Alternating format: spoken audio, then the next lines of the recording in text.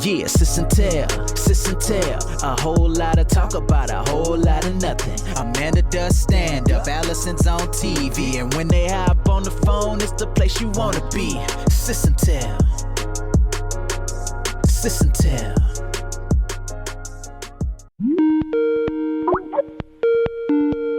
Hey, Allie. Hey, man. How are you? I'm good. So we had a visitor that was totally unexpected. Was it E.T.?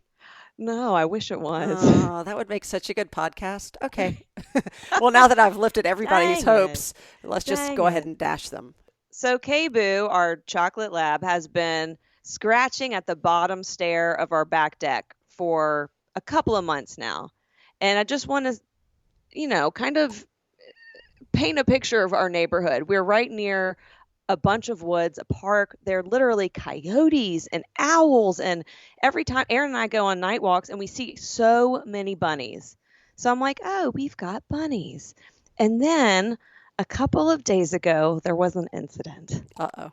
So K-Boo starts going crazy barking in the house. It's like 4 a.m. and it wakes me up, and then she stops barking. And then I hear her coming up the stairs, her little, the claw is going tick, tick, tick, tick, tick. And then she scratches at the door. I open it, and she just sits there and stares at me, which usually means she needs to go to the bathroom. I was just going to say, she needs to go out. Yeah, she needs to go out. And then she then I start following her. She heads towards the stairs. She always looks over her shoulder to make sure that I'm following her. She's very smart. So I go down, she goes immediately to the door. And as I'm about to let her out, I see something sitting on one of the chairs on our back porch. Let's just call him Remy from Ratatouille. He was a rat. No. Yeah, he was just hanging out, waiting for me to give him some French onion soup from the local French cafe. He was alive? Oh, yeah. He was just sitting there.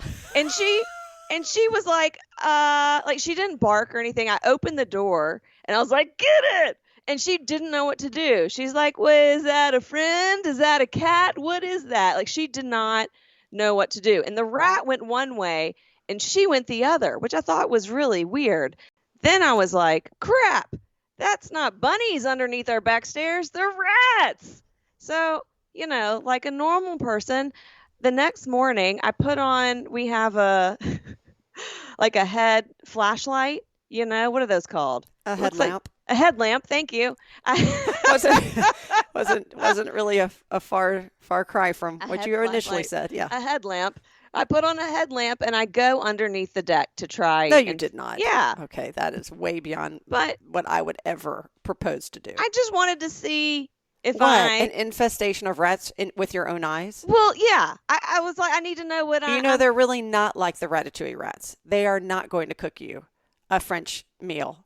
Well, they're very smart, though. They're disgusting. But so, it depends on the rat. No, everyone listening rats. to this podcast is shaking their head, and they're agreeing with me. They're saying rats are disgusting. There is no, I don't want them in my house. One side or the other issue. But I live in the woods, I'm with you. I live in the woods. Just don't try to justify. No, don't try to romanticize your rats. Anthropomorphize. So, but at a point in my deck underneath it, it turns into Being John Malkovich, like that movie, and it just gets smaller and I'm like, and I'm not crawling. I'm not going to go crawl to look for rats. That's not happening. Right. Plus, I'm wearing a dress. I did wear closed-toed shoes. I knew that much. But so anyway, I decided to leave. Can we back up? Let's get the visual. Okay. You've got a headlamp on. Uh-huh. We've established that's the formal name. You're wearing a dress, which I'm assuming is a mini dress. Yeah. Barely covering your tuchus. Yes. Yeah. Closed-toed shoes. And you're now basically spelunking under your front porch. Back porch, but yeah. Back porch, but only to a point. That's Correct. where you draw the line. You've gone this far, but you're not going to go that far. Right. Okay. Exactly. I know my limits. So what have you seen at this point? Nothing. Oh. I saw a hammer I didn't know we had underneath the deck. But if I had a hammer, I'd hammer in the morning. I'd hammer in the evening. That's where we're different.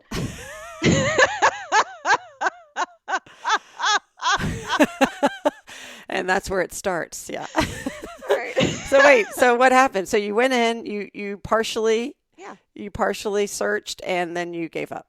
I gave up, and then I went to the Facebooks, and I went to our neighborhood page, and I told them the story, and all of Decatur evidently has a rat problem. Oh, well, there you go. Yeah. Everyone's like, yeah, welcome to Decatur. If you have a basement, you probably have rats. Luckily, I don't have a basement, right? A lot of the basements get rats, and I mean, I have a friend who had to get her house rat proofed, but everyone's got opinions. They're like, put out a trap. Someone's like, put out a trap that'll murder them. Someone's like, put out a trap and relocate them. I'm like, no, I'm relocate them. Yeah. No, no.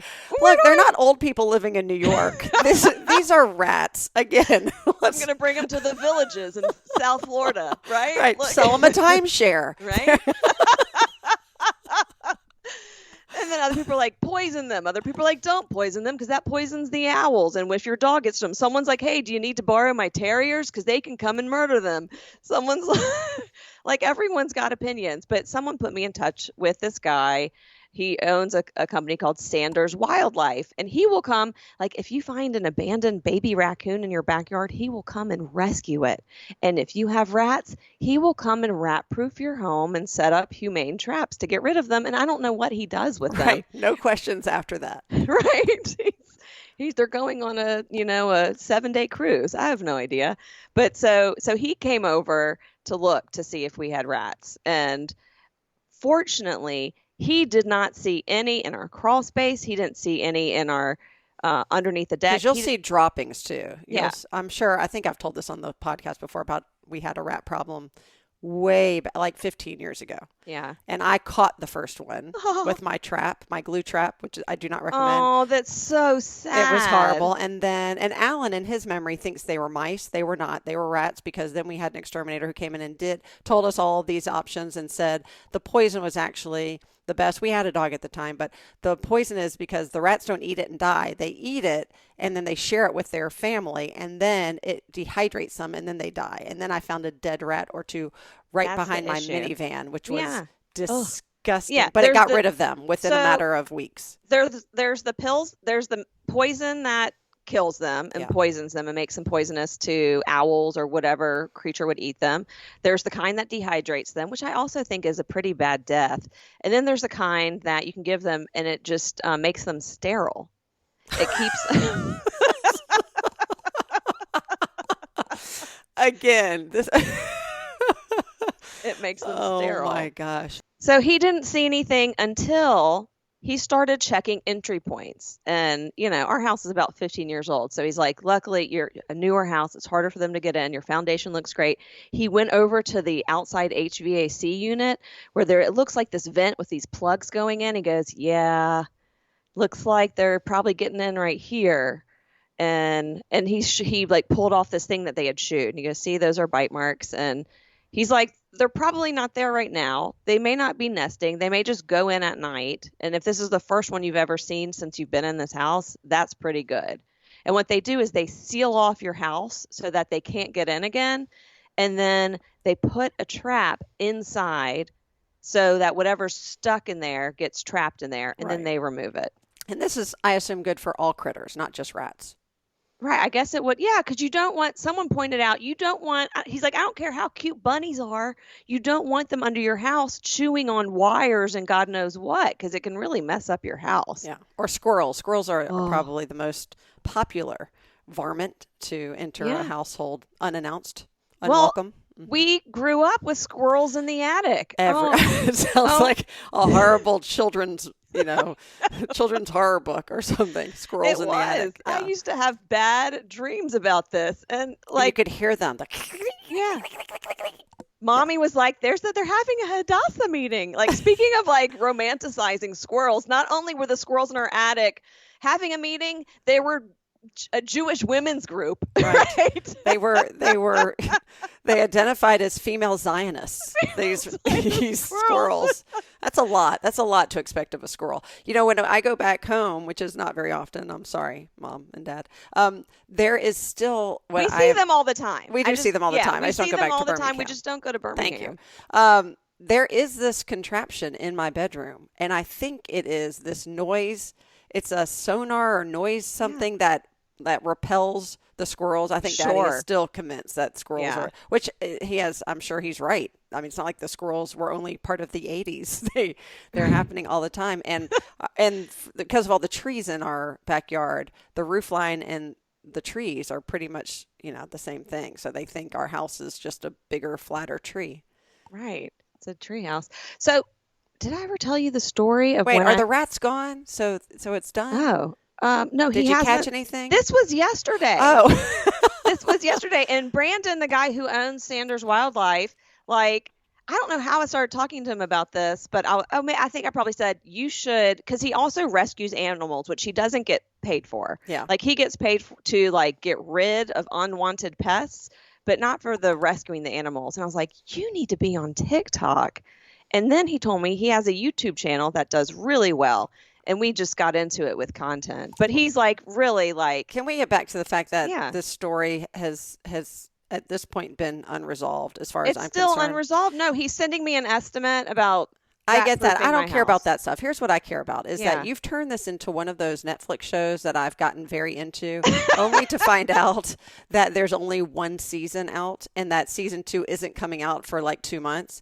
That's torturous. There's no resolution. Yeah. So on behalf of all of our listeners, and more importantly, on behalf of me, could you only tell stories in the future that have a full circle, come full circle, have a resolution, have closure. Hey, I don't want to wait. Tune in next week for part 2 of Amanda's rat problem. Right. I kept on saying to Aaron, the rat people are coming today. And he's like, this doesn't sound right. Is it maybe pest control or wildlife rescue? I don't, I was trying to put the word rat in my head into Decatur, Derator. Yeah. It doesn't work. There is a Decatur artwork with a cat. Oh, that's Pete cute. the cat. Pete the cat. No. Pete the Cat is a kid's book, but it's also artwork. It's this blue cat with a yellow background. If you see it, then it'll come. Yeah. So that artist originally is from Decatur. Oh, that's cute. Decatur. So they have Decatur everywhere. But I'm a dog person. I'm not a rat person. Now it's Derator. Derator. Yeah, exactly. Well, and I'm glad the wildlife guy met you. I'm sure his TikTok and Insta and all of his social media now will be blowing up thanks to your tutelage. He was on his way to rescue a baby coyote. That's what he was doing next. I was like, please take me with you. And the rat that's made its home in my crawl space. All right. Well, speaking of things that have made their way into my crawl space, I have got piles and piles of stuff in my house. We've discussed this before. Yeah. And I've tried to Marie Kondo my house, but too many things bring me joy. I've tried to use those 2 women who have that home edit. The home edit, right? But now they call it they changed their name for this TV show on Netflix to Let's Get Organized, like that. I really try to do that, but all the color coordinating it's a lot for me. So now I've heard of something. It's not a fix, but it is a great pathway. So have you heard of ThreadUp? Yes. It's like Poshmark? Sort of, yeah. It's an online consignment store. But I just heard from my friend Dana that Athleta has a partnership with ThreadUp. You know about this? No, but you can get credit and buy from Athleta or something? Yes. So I love Athleta. I love all of their workout clothes. I love their athleisure. What's her name? Pants. The spokesperson, so-and-so and so-and-so's daughter. I have no idea who you're talking about. What is she's on a boat. Goldie Hawn and Kurt Russell's daughter. Kate Hudson. Kate Hudson. Isn't she the spokesperson for Athleta, or is that another brand? I think she has a different athleisure brand. Okay. Brand. So brand. Many. Yeah. Maybe. Yes. She has a lot of stuff going on. Maybe it's Athleta. I don't think it is. Anyway, all of this to say is that in certain Athleta stores, I don't know if it's in the one we have in Chattanooga. I'm going to check. But even if it's not, you can get a bag. You go home and you fill it with women's or children's accessories, shoes, clothing. You, for free, ship it. They give you a mailing label and everything. You ship it to ThreadUp. And whatever they sell on the site, they give you credit for an Athleta gift card. So you don't even have to do it? Thank you.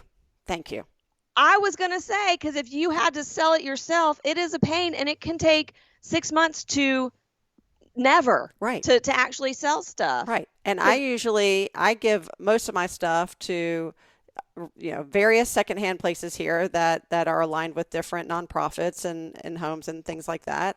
But I've got these like 4 bags of clothes that I recently cleaned out, and I just haven't had time to bring them. And I'm going to try this out because I have no idea what's in these bags. I know it's either kids / boys / men's clothes, but I think some of it's mine. I got to go through and see. And what's the harm? If it's free to mail, and even if they don't have, like my friend Dana said in her Athleta in Chicago, there's literally something in, this was such like an epiphany for me. I was so excited to hear this. There's a sign in the changing room that's like, it's easy as 1, 2, 3. And they have the bag, they have the packing slip. You just fill it out, you take it home and you send it. And then I just went online, and sure enough, on the ThredUp site, there is a whole place for Athleta and ThredUp, that partnership. And they take kids' clothes. They say kids and women's. I think those are those especially things. Athleta is partnering with ThredUp to reduce our impact on the planet by extending the life of clothing. ThredUp is the most convenient way to clean out your closet and do good for the earth. So what do they do with the leftovers? I have no idea. But all you do is you activate or print a label. You fill any box with women's and kids' clothing, handbags, shoes, and accessories, and then you send it to ThredUp via USPS or FedEx. What is the percentage and then you get that they'll give athletic you? credit? And Athletic how credit. much? Let's see. Because if it's only like 10%, you earn then... Athleta shopping credit for your eligible items. The rest will be reused or responsibly recycled, or opt to have your items returned. So there's 3 different things. So no matter whether they sell them or not, they're going to make sure that they don't harm the planet, which is also a great way to, repurpose your clothes or to ensure that they're not going into a landfill. And so someone else does it for you. If only I could get Ruby to switch from Lululemon to Athleta, because she's got this expensive habit with I'm not Lululemon. saying Athleta is inexpensive. Athleta is still very expensive. I know Lulu is also very expensive. Yeah. Athleta's not cheap. And but I like like Lulu, to... it's good quality. But I do not, and they will fix anything for free. Like they have like a seamstress on hand where you can go take your stuff and they'll fix things. At Lulu? At Lulu. Oh. But I do not own one single piece of Lulu. Ruby, I have not bought her anything. She has saved up her money. Like she gets allowance every week and she hoards it and uses it at Lulu. I cannot justify buying a growing person pants from there when they're going to outgrow them in 3 months. But, So have you ever done something in your childhood, you didn't realize why you did it, and you figured it out later on in life? You mean like, I don't know, ignored your sister and then she forced you into a podcast to make you repent for your actions because you had no idea you were ignoring her? No, I've never had that happen. That is not what I meant. So sorry. So when I was little, I remember like always being really afraid there were sharks in the deep end of the pool. Okay. Like every pool I went to, I would look for sharks in the deep end. And I remember like this is when I was like 5 or 6, right? Like, and I remember swimming and being like, I know they're probably not there, but what if there's a shark in the deep end? And then a couple of years ago, Mommy started talking about, was it Uncle Elliot's brother or Bruce's brother, and who had a pool, and said, you remember, he used to say, I've got sharks in my pool. He used to try and trick you that there were sharks in his pool. And I was like, that's the reason why I always thought there were sharks in the deep end of pools, is because of him telling me there were sharks in his pool. Or because you were highly gullible. I mean, one of those reasons is why. Well, no, but I'm saying he put that thought in my head, though. I got it. Right? Yeah. Like it wasn't like me seeing Jaws. It was him saying that. Right, Also, because to be fair, Jaws was actually not in a pool. Right. But in an ocean. But like still get scared. I mean, when you're little, you get scared of stupid stuff. Yeah. You know what I mean? So, but also I had a revelation about something else, and it's because you started talking about the movie Smokey and the Bandit. Oh my gosh, we're back to this? Last week. Yeah, this is part 2 of Smokey and the Bandit. And not to be confused with Smokey and the Bandit part 2. Right. You're right, because that's different. Anyway. So Aaron and I decided to watch Smokey and the Bandit, and halfway through, or maybe 3/4 through, when they're running from Smokey. They're working with all the truck drivers, and they're talking back and forth on their CBs. And all of a sudden, one of them goes, "Breaker, breaker, 19. This is Foxy Lady." This is Foxy Lady Bandit. We heard you were coming. And that's when I realized that's where I got my CB handle from. It was from Smokey and the Bandit. So what we're now realizing is you have no original thoughts. And now I'm starting to wonder if we should start analyzing your stand-up because... What? Stop it. I don't steal people's material. Stop. Well, That's unwittingly, mean. no pun intended. I'm not saying you steal. I'm just saying... These are pop culture references. Well, it's also impossible for anybody to have original thought, truly original thought. I mean, everything is a form of something else. Right. That's why I have I produce a comedy show. It's actually stand-up and storytelling. And it's based on this, that there are no new premises. I'm pretty sure it's premises. That's hard to say. Premises. Yeah. There's no new ones. It's just different perspectives on them, right? Right. And so every show I pick one theme, and everyone tells a story around the same theme. Right. And the stories are utterly, completely different from each other because we've all lived different lives. Right. I say that's why Seinfeld was and is so successful, the show, and the comedian, because it's not like his comedy or the storylines in the show are anything revolutionary. He's taking things that everybody can pretty much relate to, but blowing it either out of proportion, for effect. It's just taking what is commonplace, what we can relate to. It's everybody's lives in the form of the lives of these four people. Right. Yeah, that's the beauty of any storyteller. Right. Guess what? Pretzels also make me thirsty. They do. These pretzels are making me thirsty. Well, speaking of our childhood memories, Alan and I were going way down a nostalgic route the other night because we started watching it's like a, what do you call it? Like a docudrama. It was based on real events, but it was a dramatic version of it with Lucy and Ricardo of I Love Lucy. And actually Lucille Ball and Desi Arnaz, and 1 week of the life of them shooting this one episode. And I don't want to ruin it, but it is a phenomenal documentary, docudrama, I should say. And of all people, Nicole Kidman plays Lucille Ball.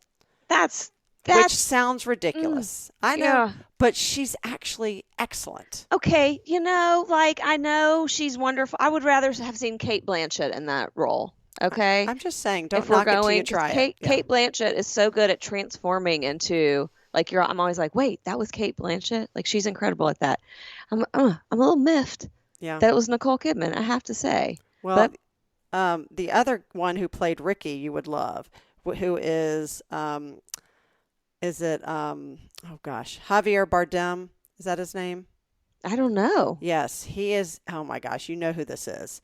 He is sort of a scary actor who was in No Country for Old Men. Mm-hmm. He was, oh gosh. Oh, here he is. Yeah, he's an amazing actor. Ooh, but hello, he can play some very ominous characters. But he played Ricky Ricardo / Desi Arnaz. See, that's great casting. It was great casting. And then at the end in the credits, I realized that their children are the ones who executive produced it.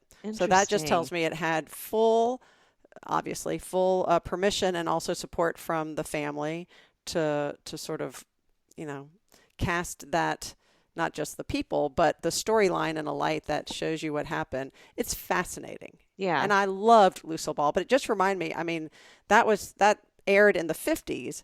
And while I grew up really in the 70s and part of the 80s, that show was a staple for all of my TV watching. I don't know if you watched it as much as I did. We watched a ton of reruns. Gosh. We didn't, need we remind people we didn't have cable until 1994? No, not 1994. 93, 92. 1991. When the Gulf War I wasn't at broke home out. when the Gulf War broke out. Yeah.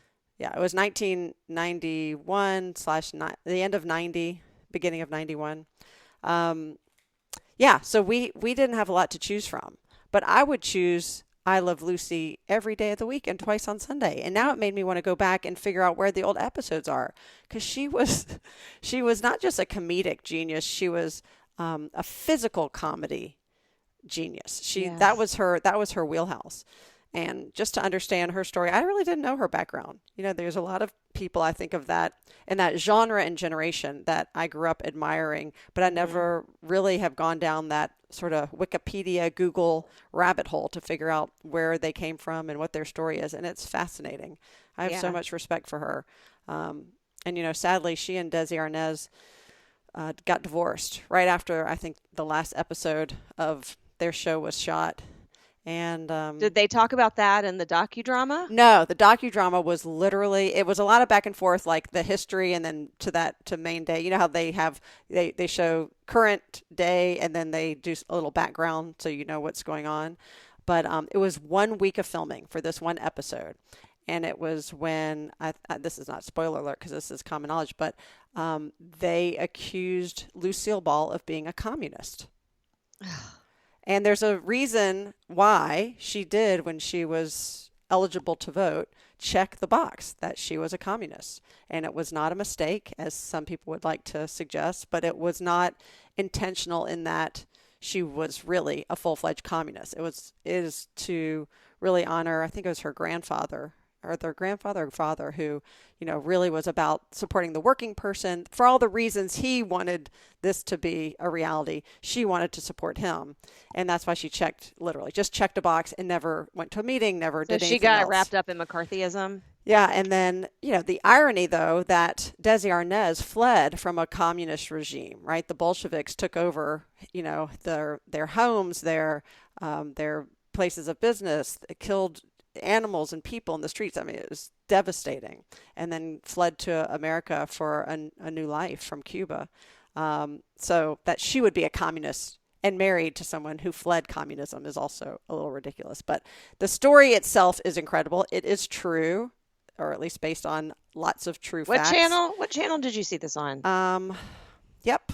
Maybe Netflix. I'll look it up. Yeah. Now I got to find Google out the name. You know what? I get upset when you ask someone a question. Usually it's online, like Facebook. Sometimes it's in person, and they're like, "Why don't you Google that?" Right.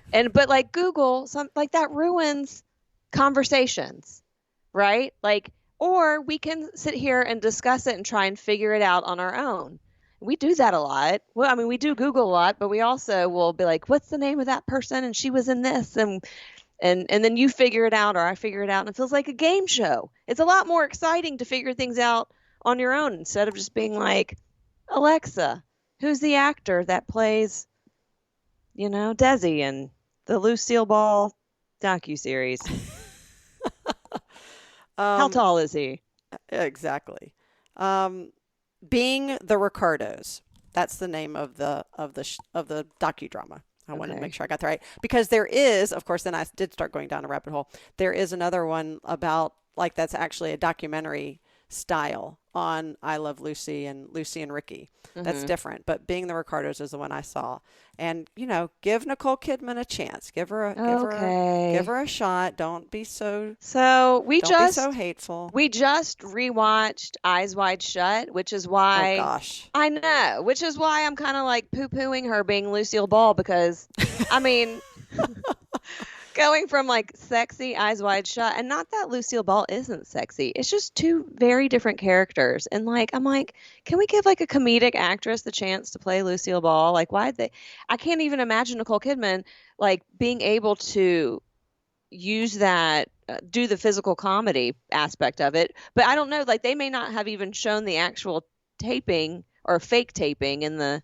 They did, show? And it's not even. I mean, part of it is how sort of focused and precise she was on every move and every gesture in the scene, and how she knew it had to land a certain way. She had a vision for it. Right. And in that, it's not even, there was a method, and I don't want to say it's a method actor, but there was a true method to her acting and to her physical comedy and to the timing of it. That was also, it was instinctual and organic, but it's not like she's a funny person all the time, right? She says, everybody's like, oh, you're funny, be funny. You've had that happen. Right. It wasn't about that, and it wasn't about Nicole Kidman playing her and playing this funny role, but I think you'll recognize the episode that they're filming in this, and it's amazing to see everything. We actually I Googled on YouTube the episode and saw everything that had been shot, for being the Ricardos, and saw the real episode as it laid out, and it's phenomenal. I'm picturing it's the one with the conveyor belt and chocolates where they're shoving chocolate into their it's mouth. a whole one. It's centered around Fred and Ethel having a fight and her setting a dinner table and trying to get them back together.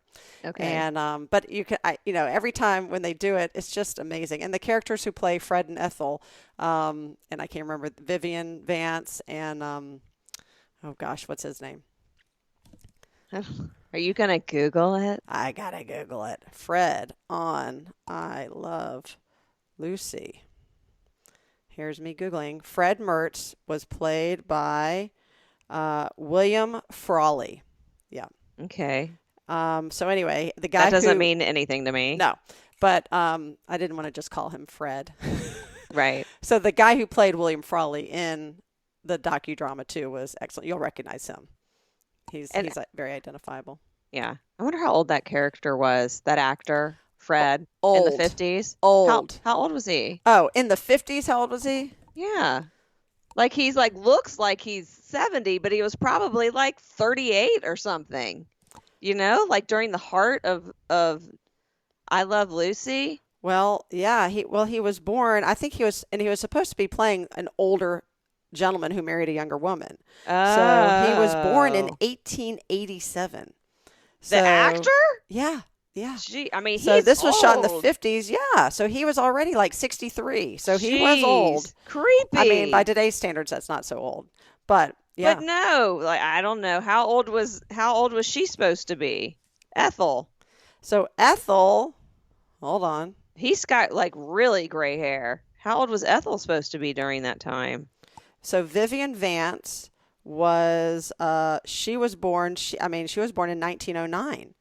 So he 20 years. Yeah, 20 years his junior. Yeah. And that's also, I don't remember that, but that was also part of the storyline, that this older man married this much younger woman, and that comes out. I wonder if that was taboo. Was that taboo back then? No, taboo was showing Lucy and Ricky sleeping in the same bed. Yeah. By the way. But marrying a woman 20 years your junior, that's fine. Yeah. Okay. Well, thanks for listening to the latest Sis Tell podcast. Don't forget to share us with your friends, share us with your family, share us with your foes.